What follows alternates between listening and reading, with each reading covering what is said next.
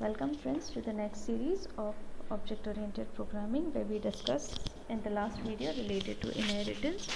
We have seen how constructor and destructor behaves in case of C++, where constructor of base class is derived and invoked even if we are creating an object of derived class.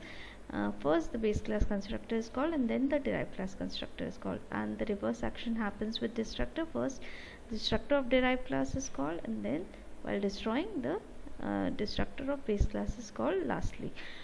The sequence in which constructor objects the destructor destroys the object in the reverse order.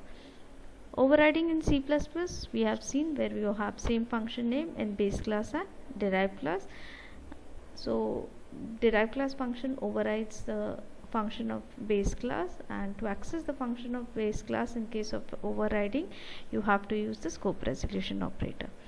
Again, ambiguity error in multiple inheritance, where we have seen if there are two base classes to a derived class, and if there is the same function name in both of the base classes, then when you create a derived class object and access the function, suppose if we have display function in both of the classes, class A and class B, and C derives class A as well as class B, then if we create an object of class C and access C dot display, it will give you an ambiguity error because the C class has two copies of the display function, one from A class and one from B class.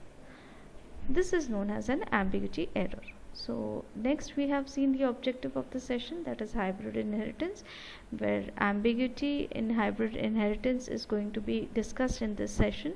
And to remove the ambiguity in hybrid inheritance, we make the use of virtual base class. So what is virtual base class, how to introduce a virtual base class, that is going to be covered in this video, and the different types of derivation modes, public, private and protected. Now in case of hybrid inheritance, we all know about the hybrid inheritance is implemented by combining more than one type of inheritance. So for example, if I am having college student result, this is one hierarchy of college. From college I am having two derived class, student and employee. So if we take this type college student and result, this becomes a multi-level inheritance, and if I take college student and employee, that becomes hierarchical inheritance. So this is a combination of hybrid inheritance. A second example of hybrid inheritance with a multipath inheritance is college acting as a base class for student and employee, and student and employee acting as base class for result. So here this is multi-level, again combination of multi-level, second hierarchical if you say, and also multiple inheritance. So combination of all these types of inheritance. So you can see this is known as multipath hybrid inheritance, a derived class result with two base classes, and these two base classes have one common base class college. In this multipath hybrid inheritance, ambiguity can arise, and that we will discuss in this video. So hybrid inheritance, for example, we have multipath from for college to get student's result, it can, or employee result, it has to go from college student result or college employee result. So consider that I have a class college with college constructor called, then class student, which is deriving its property from student, and next we have class employee, which is also taking the properties of public college. Class result is sharing the properties of student, public student, public employee, and it is having its own constructor.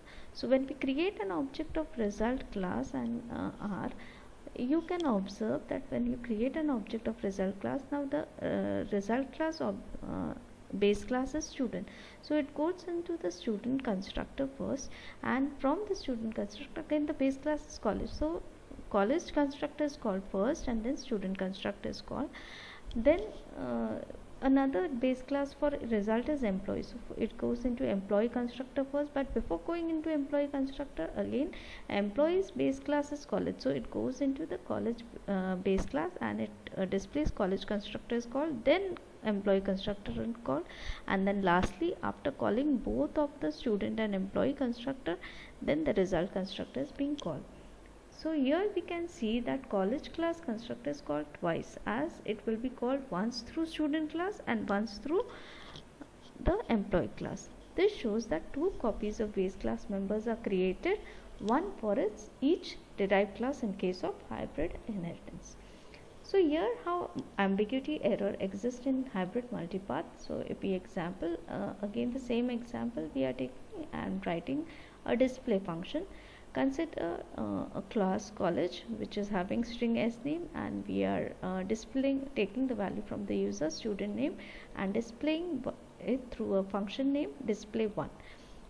Then we are having class employee colon public college, and we write string e name, and we are taking a value of the employee name and also using display2 function. Now we are having student and employee as derived class of college class. Now we take a class result, and which is accessing student and public employee, and we are having int3 function and display3 function. Display function displays the grade.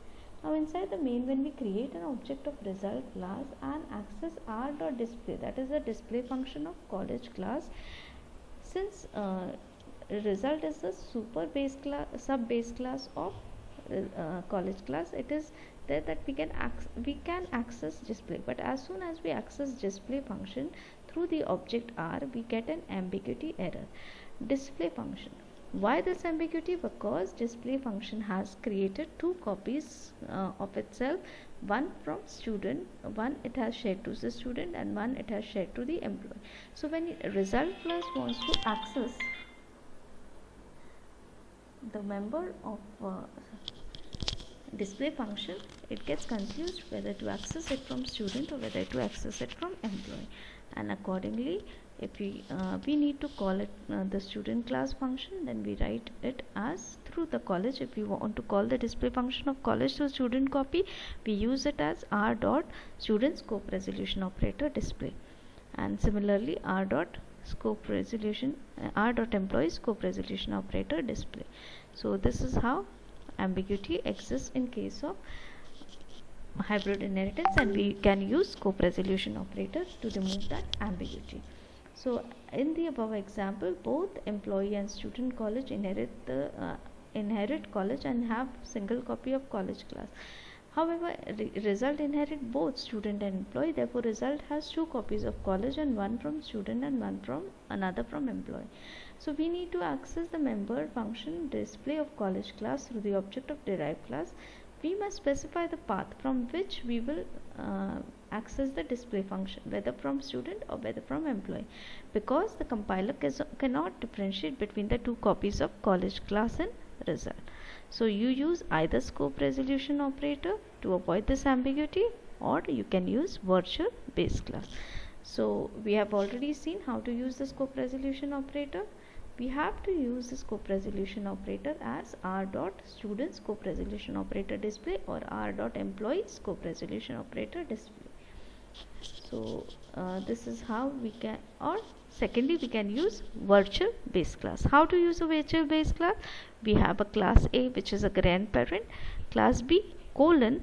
So while deriving the class A, that is the super base class, you have to make it virtual. While deriving, you write as colon virtual public A, and again class C colon public virtual A. So class D, when class D wants to access B and C, it doesn't have to write virtual, because only class A it wants to make it as virtual for removal of ambiguity in multipath hybrid inheritance. So here A and becomes a virtual base class. So let's go through an example. The previous example, everything we are doing, but just making it as virtual. So here we are having class students colon virtual public college, and again string name, and having a virtual public college, we have a class employee colon virtual public college, and display the into and display to. So only difference in the previous program and this program, while deriving you have to write virtual public and the base class name. So the base class becomes virtual in this case, and only one copy of it is being shared to its all the derived classes.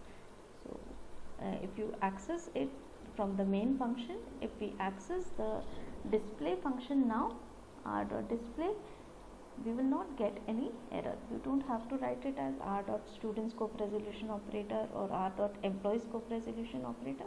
This is sufficient if you are just writing r.display function. So this is how ambiguity can be removed in case of hybrid inheritance using virtual base class.